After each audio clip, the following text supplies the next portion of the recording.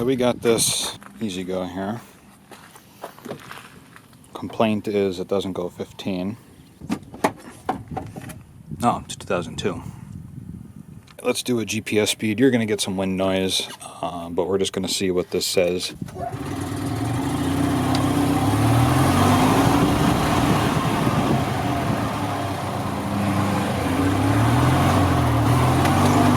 Holy shit.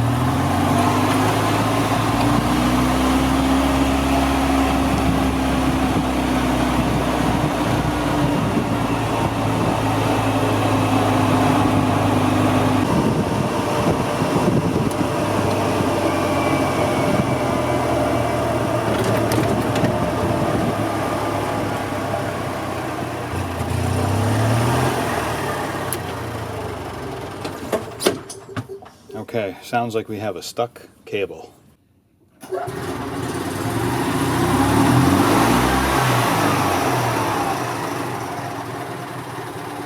So you can see I haven't moved my foot. Okay, we got a stuck cable. I'm going to step on the pedal all the way to the floor. Okay, now I'm going to release it. This is the governor cable right here. This is the one that comes off of the rear governor to the throttle body on the carburetor up there. Where that black cone is. Right there, this cable here. That's the pedal. That's the cable coming off of the pedal. Holy shit. Look at this nonsense. Look at this shit. Oh, the cable's broke. Look at this.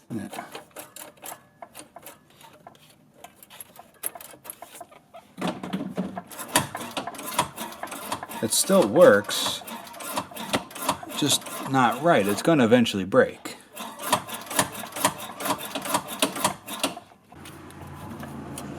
I think it might be it could be the rear. Okay, so I'm able to determine the cable itself is okay. So when I grab this, you can see it's returning under the throttle spring. No problem. See that? I know it's dark, I'm sorry. So that cable's good. This cable, it's in the rear. See, they got this thing so cranked up. Look at this. Wires touching the muffler. I'm gonna have to zip tie this up here and melting everything. Okay, so that's zip tied back up and away from the exhaust. I'm going to put a couple more in it over here. So it's already at a speed that, see, I can't adjust it. There's no way for me to adjust it because the cable's broke. So I got to tell her, well, this needs to be replaced. I can't touch the adjustment. So now I am going to do a full service on this cart anyway since I have it. The customer has requested for a full service, oil change and filters. Spark plugs, we'll grease the front end, make sure everything's good up there, inflate the tires properly, check the lights, make sure they're working. Check the charging system to make sure it's working as it should. And we'll load test the battery as well. The brakes need to be adjusted, so we might pull both back tires and see what the story is there, and we'll check these belts out too, see what's up with that. Now I always set my tire pressure at 20. And obviously we have nothing. Just a little bit over 20, so I'm going to knock it down.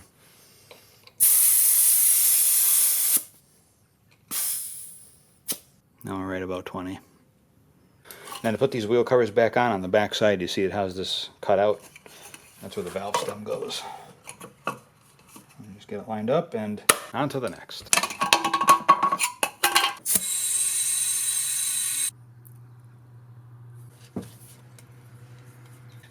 A lot of people don't want to spend the money on the tires now. They wait until they blow or they start leaking. But you can see it's rather thin here. See, this front tire is okay still. There's still enough tread on it. Here's the other front tire. So you can see the valve stem sticks out right here. Now this tire doesn't have the balding issue.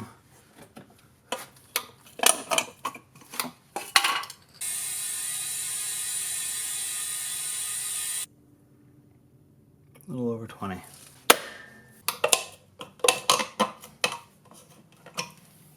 No air in any of these tires. They're all low. Lack of maintenance. Lack of maintenance. Hope you guys can see this okay. I mean, there's not much I could do about light at the moment. It's a little dark in here. So, as you can see, air filter is pretty dirty. It could be giving us some issues. New filter. EZGO TXTs are the one with the mesh on one side over where the PCB goes into, which it looks like that hose might be broken. The camera's gonna wobble a little bit. I gotta grab down to the corner or one of the roof struts.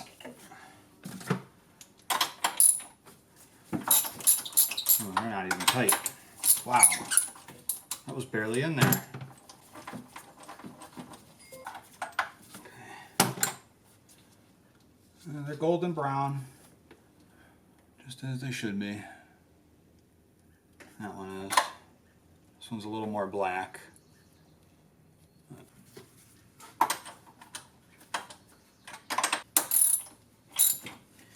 Squash the washer and then give it a, get it snug. Squash the washer and get it snug. You don't want to go too hard with these because they're only aluminum heads and you'll strip that head out.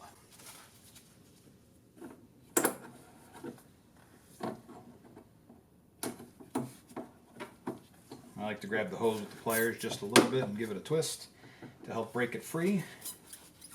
Because sometimes they can get stuck on the filter, and a lot of times some people use the filters with the little ribs on them. Those are really difficult to get separated. Not clean, but it's not terrible. I've seen them a lot worse. There is some crap in the fuel though. Now we're going to reattach this battery. I don't think we're going to get it to fit in there because it isn't the right size battery for this cart. The right way would put the right size battery in. We also have to tighten up the starter generator belt.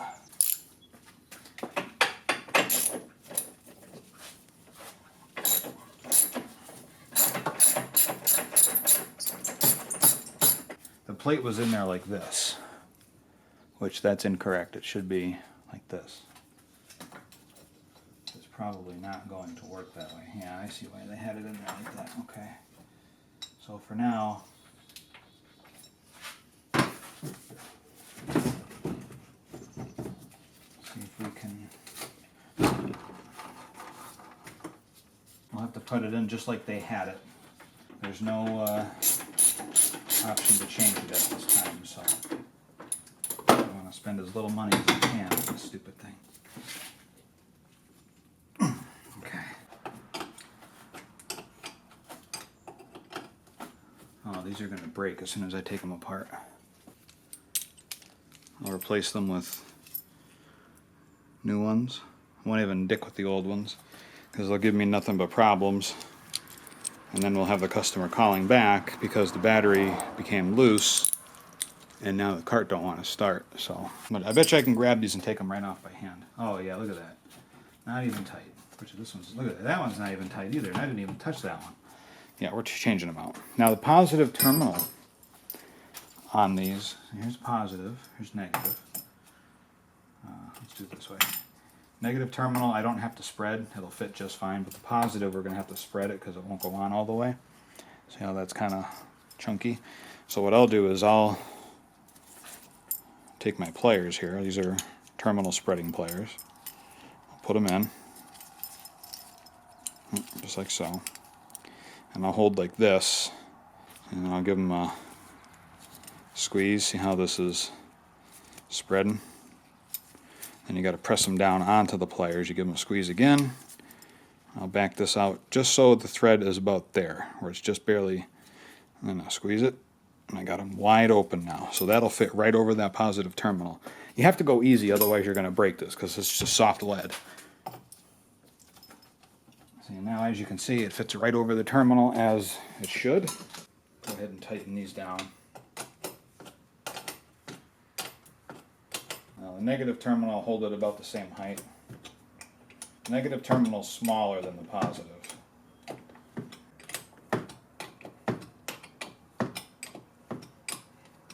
And then break the 7/16 nuts loose on top here. I take them off. These clamps, you can use them a couple of different ways. You can cut the wire back and splice it into these and set them into these grooves. But since they have already gotten eye hooks on them, or eyelets, I'm not going to do that. I'm just going to reuse the eyelets. I'll get a pliers and break these off, and we'll get them mounted. Grab this like that, and then just hopefully we can get this to come off. There she goes. Okay. And if you haven't done this before, or you're not familiar with it like I am, make sure you mark your terminals. Do one at a time even, if that'll make you feel more comfortable. I'll clean this off, but then I'll mount it here to this one or this one. Ooh, wow, that one's really tight. See, a lot of people, what they'll do too is they'll try to take these off while it's still on the battery, and you end up breaking the battery terminal off. The battery post, I should say.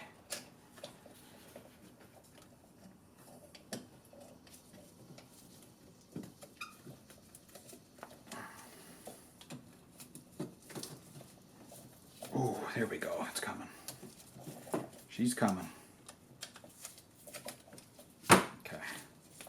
That was on there good. Now remember, the EZGOs, for some reason, some engineer somewhere thought it was a good idea to use black for positive and braided cable for ground, instead of making the positive red. And then the green is positive for the electrical system, for the lights, for the factory installed lights, and black is negative. So you can understand why some people get confused with this shit, because they don't keep anything consistent. They think they're, I don't know what they're thinking. Just want to get any corrosion off. You don't have to go nuts. Careful breathing this stuff in too. You don't want to breathe this stuff in. And then if you don't want to get your fingers that close, if you're not wearing gloves, which you should be wearing gloves for this nasty stuff, you put your terminal in the pliers. The top clamp on, put it through the eyelet, ring terminal, eyelet, whatever you want to call it. And then we'll do the same for the light kit. And we're also going to secure these so they're not swinging into the, turn this terminal in so it doesn't have much of a chance to swing into the clutch.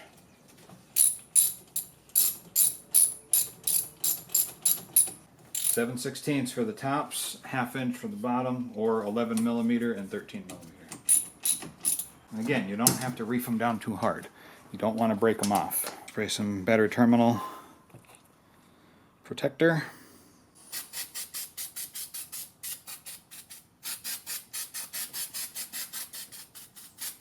We're going to adjust the starter generator belt next. Now on the starter generator there's two nuts. There's a jam nut and an adjuster. Sometimes you can get away with one wrench. Break them loose and then, yeah, see that worked this time. We're able to get away with using just one wrench. And then we'll crank that tight, test our flex, we'll give it a little bit more. Okay, now we're good. And then by hand we can spin the jam nut. And then now you'll need two wrenches to jam them. So in this case I'm going to use a 14 mil. Like I said, metric don't fit that great on here, but it'll work.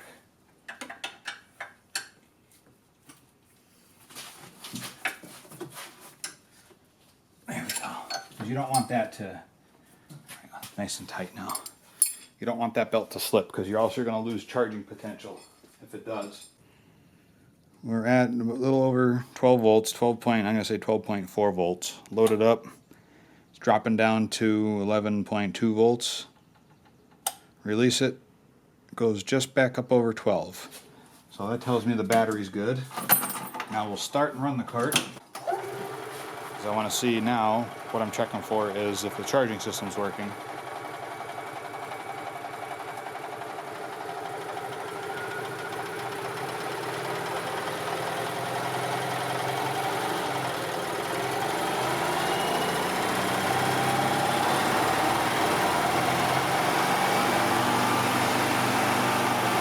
As you can see, it's charging at over 14 volts, but it's not going over 16, so we're good.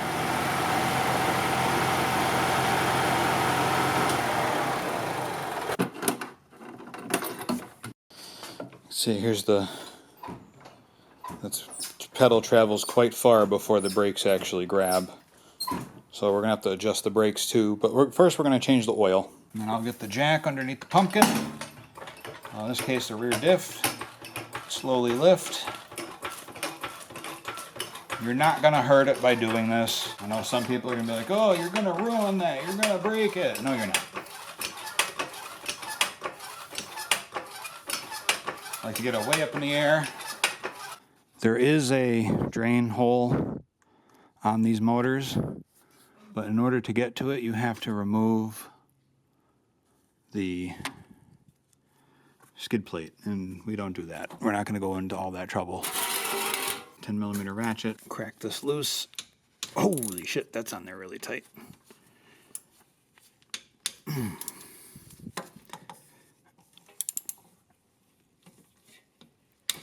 Wow. I definitely don't need to be that tight.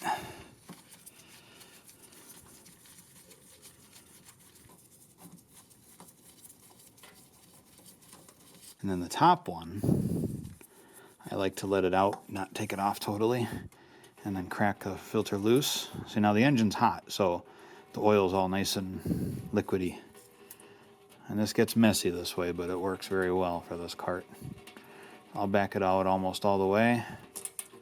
Pull that out, let it drain. See, this oil hasn't been changed in a while. It's got a washable filter, so we'll take this to the parts washer and clean it up.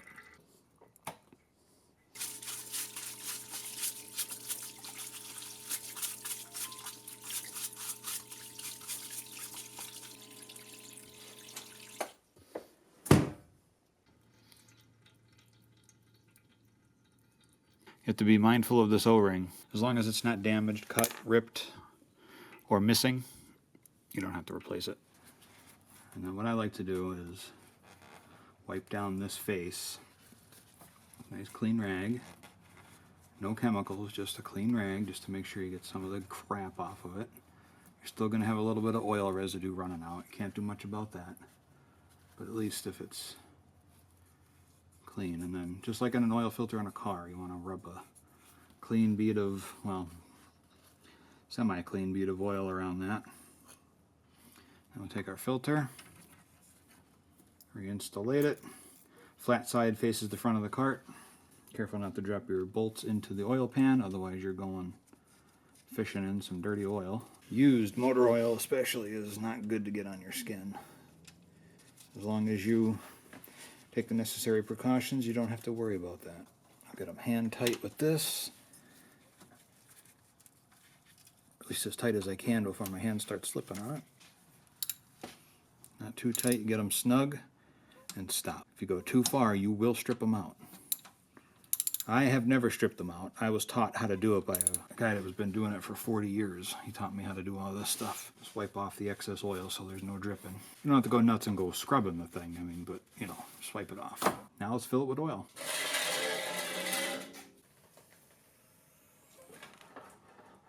Think about it, so be sure to wipe off some of the dirt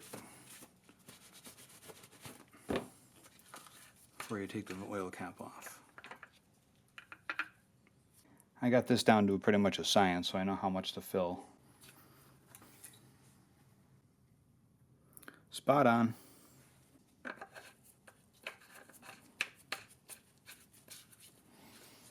All we got left now are the brakes. Some carts you can do it without taking the tire off. Oh, look at this. Somebody changed the tire, put the lug nuts on backwards. The shoulder is supposed to go towards the wheel.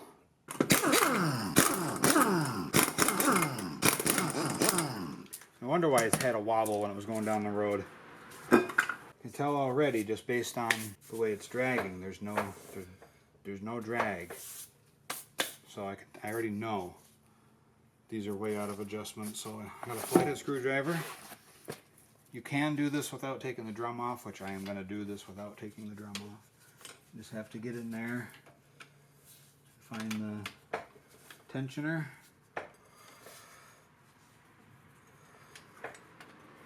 Brake pads on a golf cart typically rarely ever wear out, unless you're riding the brakes.